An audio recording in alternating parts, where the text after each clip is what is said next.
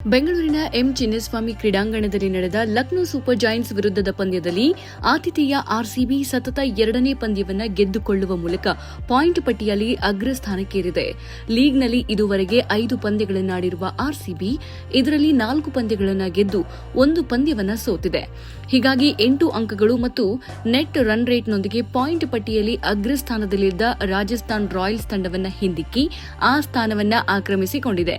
ಈ ಪಂದ್ಯದಲ್ಲಿ ಮೊದಲು ಬ್ಯಾಟಿಂಗ್ ಮಾಡಿದ ಲಕ್ನೋ 147 ರನ್ ಗಳಿಕೆ ಆಲ್ಔಟ್ ಆಯಿತು. ಈ ಗುರಿ ಬೆನ್ನಟ್ಟಿದ್ದ ಆರ್ಸಿಬಿ 15.1 ಓವರ್ಗಳಲ್ಲಿ 5 ವಿಕೆಟ್ ಕಳೆದುಕೊಂಡು ಜಯದ ನಗೆ ಬೀರಿತು. ಈ ಮೂಲಕ ಆರ್ಸಿಬಿ ಮೊಟ್ಟ ಮೊದಲ ಬಾರಿಗೆ ಚಿನ್ನಸ್ವಾಮಿ ಮೈದಾನದಲ್ಲಿ ಲಕ್ನೋ ತಂಡವನ್ನು ಸೋಲಿಸಿದ ಸಾಧನೆ ಮಾಡಿತು.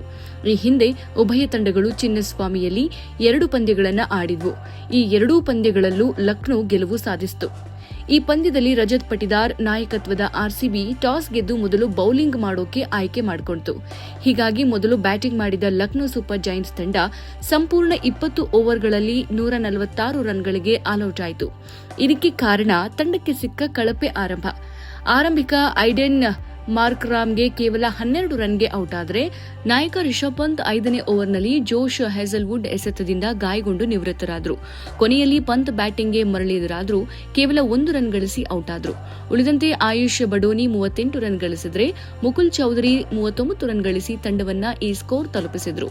ಮತ್ತೊಂದೆಡೆ ಆರ್ಸಿಬಿ ಪರ ಮಿಂಚಿದ ರಸಿಕ್ ದಾರ್ 4 ವಿಕೆಟ್ ಪಡೆದು ಮಿಂಚಿದರೆ ಭುವನೇಶ್ವರ್ ಕುಮಾರ್ 3 ವಿಕೆಟ್ಗಳನ್ನು ಮತ್ತು ಕೃಣಾಲ್ ಪಾಂಡ್ಯ 2 ವಿಕೆಟ್ಗಳನ್ನು ಪಡೆದರು.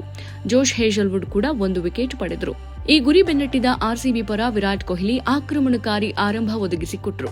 ಕೇವಲ 34 ಎಸೆತಗಳಲ್ಲಿ 6 ಬೌಂಡರಿ ಮತ್ತು 1 ಸಿಕ್ಸ್ ಸೇರಿದಂತೆ 49 ರನ್ ಗಳಿಸಿದರು.